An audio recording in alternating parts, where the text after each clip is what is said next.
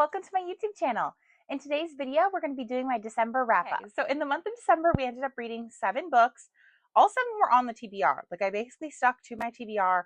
I actually ended up starting the 8th book on my TBR on New Year's Eve. So I'm going to say this is like the closest to sticking to the TBR that we've been in like a hot minute and like almost completing it.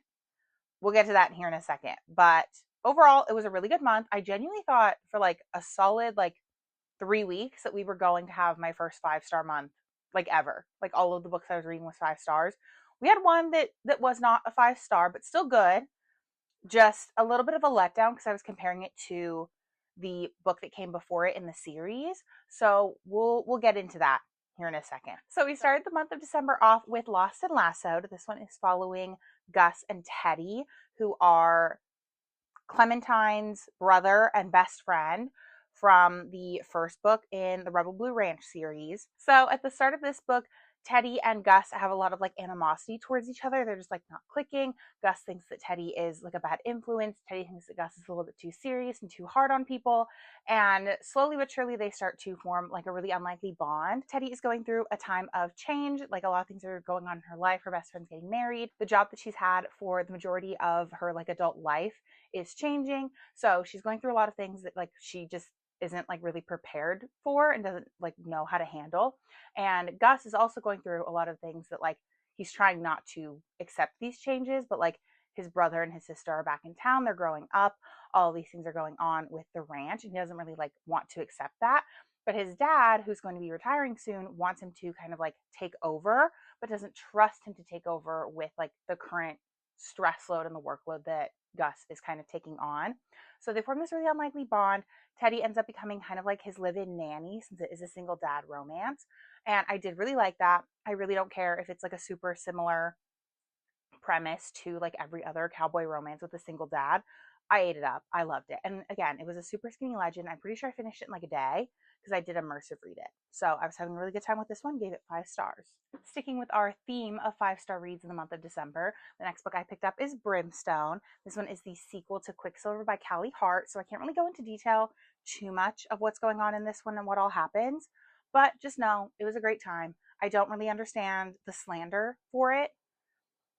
There were certain times where I was I guess it's less action focused than Quicksilver was. There wasn't, that super big end battle the same way.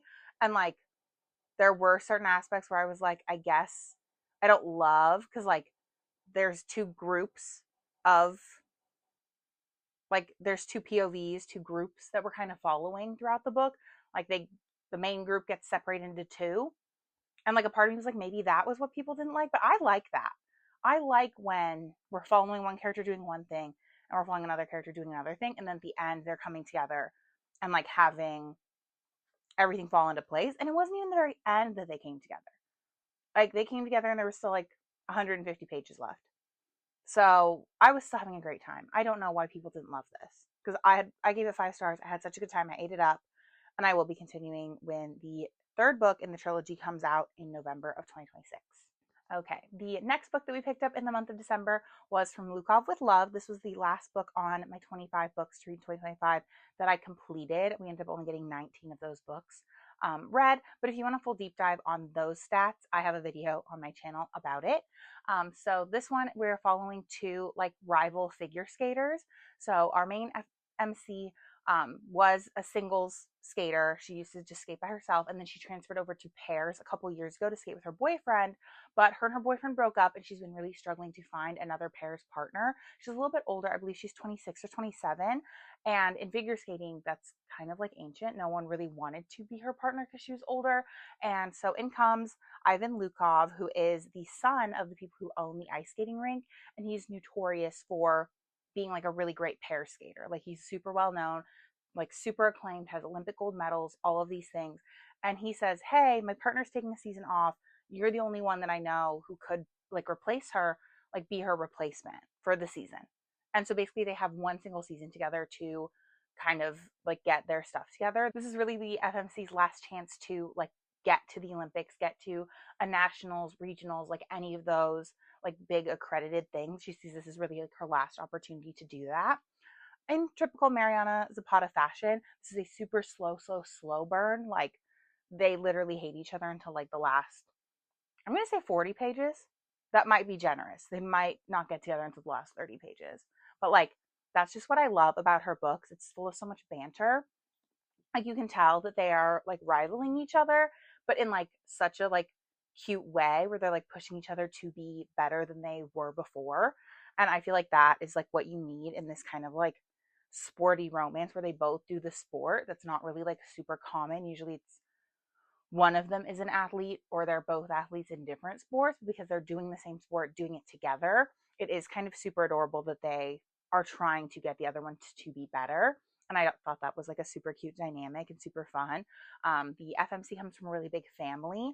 And so Ivan, like having known her and like being, you know, her best friend's brother, he kind of like immerses himself in her whole like family life. He starts coming over for Sunday night dinner. It's super adorable. I thought that it was just done super well. As always, Mariana Zapata, 5 stars every time. The next book that I picked up was Middle of the Night by Riley Sager. This one is a like mystery, ghosty kind of story. If I'm being completely honest, I kept forgetting to read during the day, and then I would have to read it at night, and then I was getting really scared because like I legitimately was like, there's ghosts. Like, this is a ghost story. It's a ghost story. Like, that's really what it is at the end of the day. But I was just like getting super freaked out reading it at night. And like here in the Pacific Northwest, like it's not just dark, we have advanced darkness. Like, it is so dark here, starting at like 4 o'clock at night. So I was reading this and like it was like pitch black outside and I had all the lights on in my apartment. But I still had such a good time. This is Riley Sager's first male main character, which was very interesting to read about. I kept kind of forgetting almost, like I was doing immersive reading, so I had the audiobook going, but I would like genuinely forget sometimes that like this is a man. Like, it's a different kind of thing. But I feel like the like subject matter and the topics that are touched on in this book are done so well. We're talking about, you know, like the grief of, you know, like losing someone when you're so young and not really having your tools to handle that, and how our MMC kind of is coming back to his hometown. He's literally living in his parents' house where his childhood best friend disappeared when they were 10 years old from the front yard. And like he knows that like he should be doing something to look for his friend, honor his friend, like any of that kind of stuff. And there's this whole like subplot of what's going on in the neighborhood. One thing I thought was done really well in this book is the majority of it is told from the point of view of our main male character, our narrator, who is like in real time experiencing what's happening in this neighborhood like 30 years after the disappearance. But every now and then you get little sprinklings of the other points of view of other people in the neighborhood told through third person, so you don't really know 100% like who is who until like it's revealed who that person is. But you get little sprinklings in of like what other people in the neighborhood are doing, thinking, feeling. You hear about, you know, this third person in their friend group who's feeling a little bit left out. You hear about their babysitter and how she, you know, feels about certain things. You hear from the mom and her like job and how that's kind of going, because this is his mom's like first time working since he was like born during that summer. So you hear kind of like what all leads up to what's going to happen when we find out like what happened that night. And I just thought that everything about it was done super well. There were so many like little things where I was like, oh, that's not going to tie in, and it tied in perfectly. And like everything was just done, I think, super well in this. So 5 stars for Riley Sager, as always. In recapping this, I realized I just had a month of reading like my favorite authors of all time. So that's probably why we were all 5 stars. I don't know what else I expected. The next book that we picked up in the month of December was actually our less than 5 star. It was still good, don't get me wrong, but Go Luck Yourself was only a 4.25 star for me, which is unfortunate because I was looking forward to it. So in this one, we are following the like younger brother of the main character in The Nightmare Before Christmas. So we're following Chris, and he has a little bit of a rivalry going on at college with the Prince of St. Patrick's Day. And so the tabloids kind of get a hold of it and they decide, like, okay, to save face, to make everything better, now that Christmas has gone through their whole debacle in The Nightmare Before Christmas, we're going to have you guys be pals, be buddies. You're going to hang out for a week and kind of like protect your image. But in the meantime, Chris is investigating St. Patrick's Day for stealing their magic. So that was a super interesting, like, subplot of like Chris trying to investigate. He didn't really do that often, was like my whole thing. He like looked like twice and then was like, I think I know who did it. And it's like, okay, but how? Like you spent 20 minutes like looking for it. I didn't really get that. And then the other thing that I didn't love about this is I felt like it was almost beat for beat the same romance plot as The Nightmare Before Christmas, but Hex, the Prince of Halloween, was Chris. So instead of the Christmas princes being the same plot, like it was almost reversed. In this book, the guy for St. Patrick's Day felt more like the Christmas prince, and he felt more like the Prince of Halloween as far as like dynamics in the relationship go. And so I just thought that was really interesting that like it felt like the same plot. And then the final thing that kind of like nailed the coffin in this one, like not being any higher than The Nightmare Before Christmas, is the fact that we're introduced to a potential love interest for Iris, the Princess of Easter. And like she was supposed to be the girl that Hex and Cole were fighting over in The Nightmare Before Christmas. She's the girl that Chris was supposed to be like in love with. And then he confessed his love and she's like, I actually don't feel the same. And so like she's been in the series the whole time, but we finally meet the girl that's going to be her like love interest. It's a princess of St. Patrick's Day, so it's his sister. And I was eating it up. Like every time they were talking to each other, every time they were on page together, like chatting, I was just like eating it up. I was having the best time. So like that just proved to me that this is not going to be my favorite in the series. We're repeating plot lines. Other characters are more interesting. I just was not impressed with this one, we'll say. But after that, we are back on the 5-star train. Immediately, right back. Our Vicious Oath. I finished this in, I believe, 2 days. I read this on Christmas, which is kind of crazy. So in this one, it is a super spicy romantic standalone, which is crazy. I did not realize this was going to be the only book that follows these two main characters. But basically, we were following Khadijah, and she is supposed to be getting married to this like powerful fae who's in charge of, you know, like their entire kingdom. And she's like not feeling it. She's like, no, he actually sucks. Her dad sucks. Like her dad sucks so freaking hard. He's super sexist. He doesn't want to let Khadijah do anything she wants to do. Just do all this stuff like under his nose. And like he's over here like, you're too old. Like I should have married you off forever ago. And she's only 25. And I was like, this is crazy. But yeah, so the guy she's gonna marry sucks. The king, her dad, sucks. So she decides that she's going to, you know, have one last night of fun. She's gonna have a good time. And it ends up being with a like rivaling king. And so madness ensues, crazy stuff goes down. We kind of figure out what is going on in this rival kingdom because her kingdom is broken down into these like different courts based on what element they control. And the Apollyon Fae are like their own separate thing. They're doing their own separate thing on the other side of the mountain. So no one really knows what's going on there.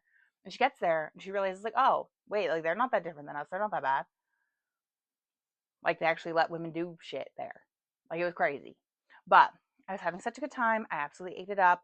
I loved the audiobook for this. I loved the narrators. I feel like they did such a good job.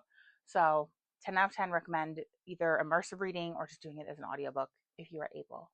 But yes, absolutely loved this one, 5 stars. The one thing I will say about Our Vicious Oaths, this will be my last talking point on it. I've never thought I would say these words in my life. I wish we heard more from the man. There comes a point where we just get Khadijah's point of view, which I was okay with. I was totally okay with just hanging out with Homegirl. She's great. But I was like, wait, like we haven't heard from my man in a while.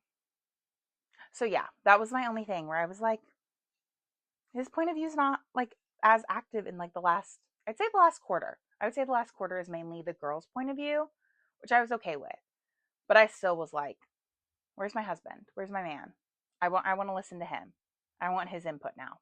Never thought I'd say that. Okay. And then the last book that I ended up finishing up in the month of December ended up being Lessons in Chemistry. This one I ended up giving 5 stars. I was super, super surprised by how much I liked this. I feel like this book is not marketed as well as it should be. Like, I feel like I hear about it everywhere. And then I finally picked it up and it was not all what I thought it was going to be. So I feel like most of the time when people talk about this, they talk about how it follows Elizabeth Zott. In the TV show, she's played by Brie Larson, who we love. She's an amazing actress. She's super talented. She's super pretty. So I felt like that was who was like playing it in my head. But in most people's description of this, they talk about how like it's just a woman who is a chemist who becomes like a chef on TV. And I feel like that's almost the opposite of what's going on here. Like I feel like it's about more than that. And like I know there was a lot of controversy. I have the UK cover. I found this thrifting. Like crazy enough. There's still like a price tag on it. This is $4.50. Like for the fancy pretty UK cover. But I know there was like a lot of discourse about how like the American cover is just pink. Like it just has like a pretty face on it and it's pink.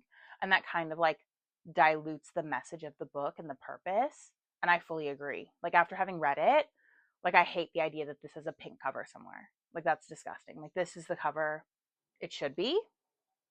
I don't know how else to explain that. Like I said, we were following Miss Elizabeth Zott, who like was a chemist. She was going for her master's, has all this stuff going for her, ends up having something happen that kind of changes the trajectory of her life and her research. And in this, like you get, it's kind of told by flashbacks, but also kind of not. So like you start the book and you're hearing about what she's doing now, and then you go back to like her meeting her partner, who she has like a really great relationship with, and they, like have like so much in common. They just really connect. He introduces her to rowing. He helps her with her research, but like she doesn't want his help. She doesn't want to get married and have her research come out in his name. Like there are all these things that like are so against societal norms that she decides to do. And like I just thought that was so interesting that like this is supposed to be set in the 50s and like we already have a woman going against every like societal norm. We find out, like a lot about her upbringing and like where she comes from and why she is the way that she is. But everything kind of ties together in the end. I feel like this was so beautifully written and like so well done. Like I just can't imagine like boiling it down to a chemist who cooks on TV. Like I just like that's what she's doing, but that's not what it is. Does that make sense? I hope that makes sense. But I definitely recommend picking this up. I didn't expect to like it as much as I did. But yes, these are all the books that we picked up in the month of December. I feel like we did really well completing our TBR. We basically got it almost all the way done. Our last book that we ended up not getting to all the way is For Whom the Bell Tolls. I ended up getting about 200. I don't think you can even see my bookmark because of the sprayed edges, but I'm about 200 pages into it now. It's going really well. It's a little bit cozier than I was expecting. Like we've already met our love interest. We're already like vibing. We're already feeling it. Like we're there, but like plot has yet to really occur. So hopefully I finish this one later today. It is December. It's not December. It is January 2nd when I'm filming this. So I'll have this up and edited next Wednesday. And hopefully by then I will have For Whom the Bell Tolls fully read, and I will include that one in my January wrap up, which is weird to think that we're already done with our December wrap up and it's now into January. I feel like I filmed the TBR knowing like I was doing it in advance. So like I don't have to think about it too hard. And now it's like, oh, it's January and those are the books I have to read now. Like that's crazy. That's so wild. Okay, perfect. Well, thank you guys so much for spending some time with me and hanging out. It's my birthday this month, so I think I said the cake emoji. Leave the party, the party emoji. I'll put that picture up. I don't I don't remember like what exactly. Like it has like streamers and like the little kazoo thing. Or is it a kazoo? Is it a horn? I don't know. But yeah, leave the little party emoji if you made it to the end of the video, and I will see you guys in the next one. Bye. Okay, that I didn't like that. I actually hated that. Okay, take two. So we start off the month of December with, I'm going to take my arm down. And so at the start of this book, so in this book, where were we for like the most, this is kind of the FMC's last chance to, sorry, my dog started barking. He knows that like, hi, no, okay. But where was, oh, the next book that I picked up, why did the light get really bright? The guy, we finally meet. I said that weird. Every time they were on screen. Every time they were on screen. This is a book. We're repleting plot lines. I said that weird. Okay, I feel like now I need more light. Nope, I don't. Never mind. I'm just not realizing I got like a bunch of fingerprints on this cover. I don't love that part of it's shiny because you can see all the fingerprints on it. Oh my God, I can't even like hold this right. And then our last book that we ended up, I'll say this to the camera. Our last book that we ended up not